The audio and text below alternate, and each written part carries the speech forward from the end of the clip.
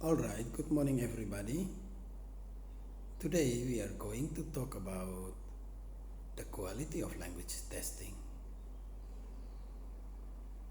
We will discuss 4 points which can help us understand better about what the quality of language testing is all about. The first point is validity.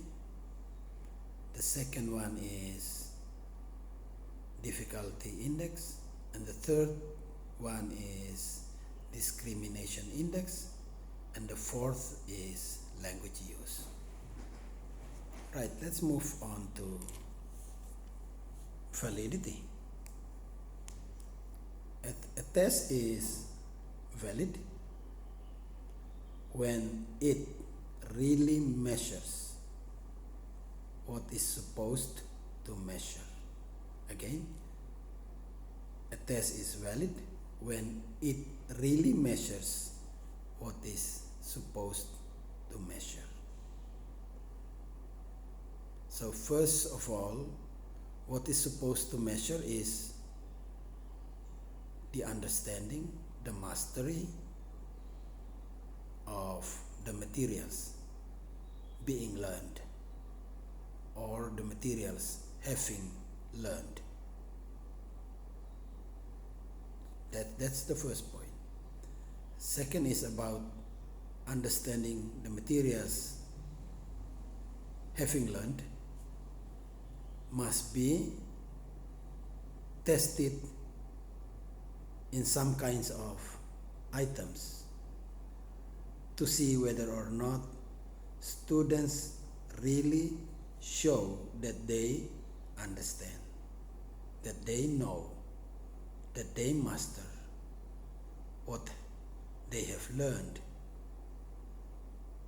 in the class or outside the class as recommended in the syllabus or in rencana pelaksanaan pembelajaran. Another point in relation to the making the test items is that the items must be in such kind of hierarchical order. And there are 3 hierarchical orders. The first is the group of easy items. The second is the group of moderate items. And the third is the group of difficult items. So all items must be in this group and must be distributed proportionally. It is advised that more items must be devoted to easy items. Let's say 60% items are devoted to this group, easy items. And let's say about 25% of items devoted to moderate items. And the last ones, about 15% will be devoted to difficult items. In connection to the construction of test items of the materials students already learned, and this needs attention of test makers, it is that items must be more on the core materials. I would like to say in this way, the core materials must receive more attention. More items are devoted to core materials. Other items can be about some additional outside the core materials. Let's say, for example, reading comprehension test.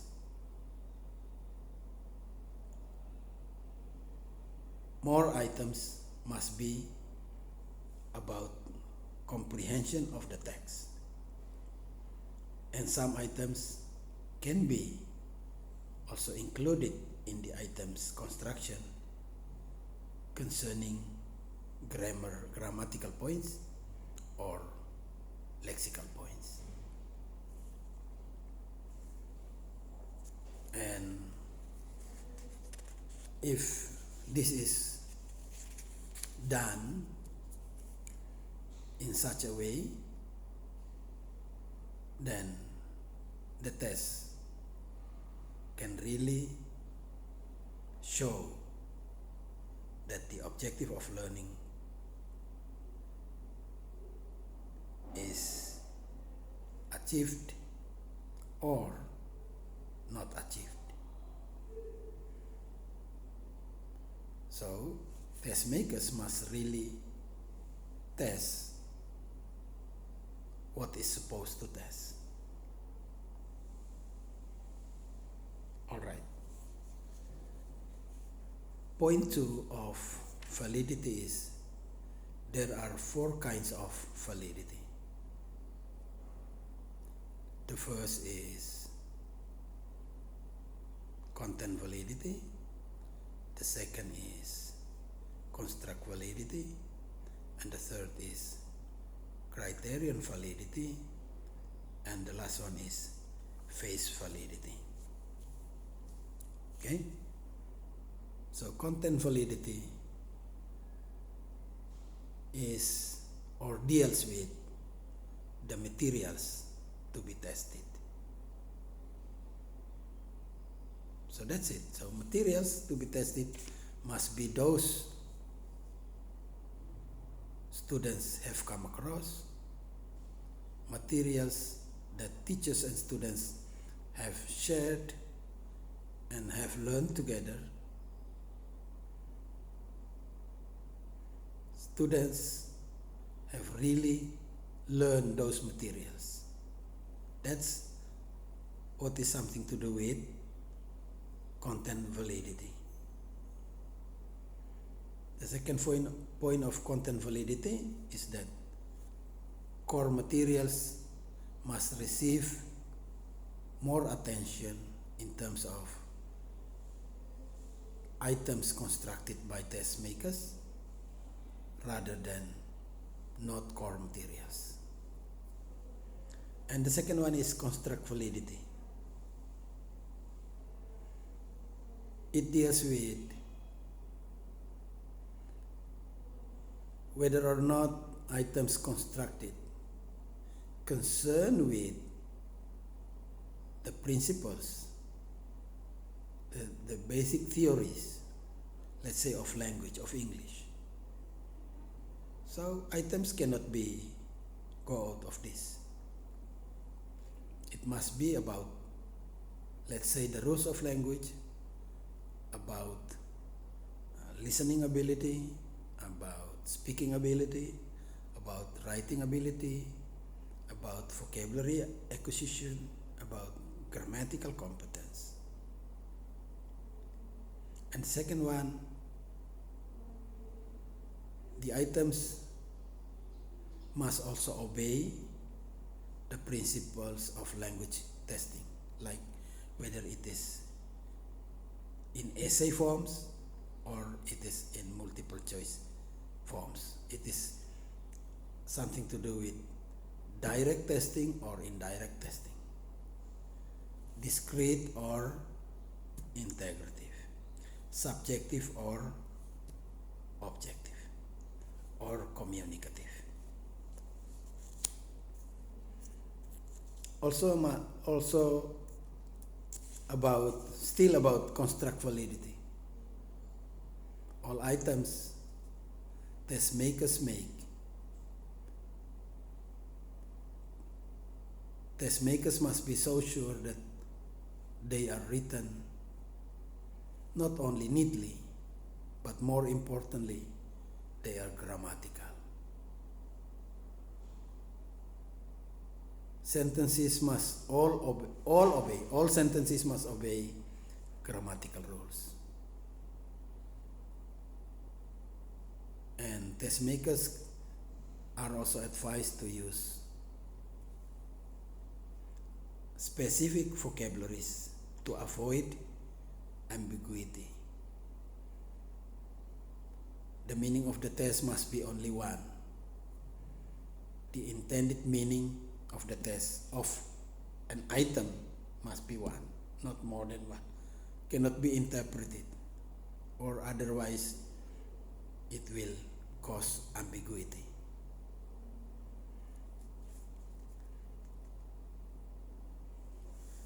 Alright, then criterion. Items must be congruent with what to achieve. So this is something to do with level of items in terms of difficulty. Must be easy, must be moderate, must be difficult. And let's say, for example, comprehension of a text is not only in literal comprehension level. So all items are so easy. Only about something like who is the main man in the story, where did he live, where did he stay, something like that. But items must also make students exercise their ability to make conclusion, inferential ability, inferential comprehension. But also items demanded students to think critically, to find, to discover message of the text or outside the text. And those who are ready for the test will provide better answer, correct answers, rather than those who are not. And the last one is face validity. Okay? It has something to do with the display of the items. So the first must be something to do with neatness, well computerized, in a very easy order, not to make students or test takers confused. They easily move from one item to another. And in every single item, if it is something to do with the objective test, answers, options for answers are well arranged.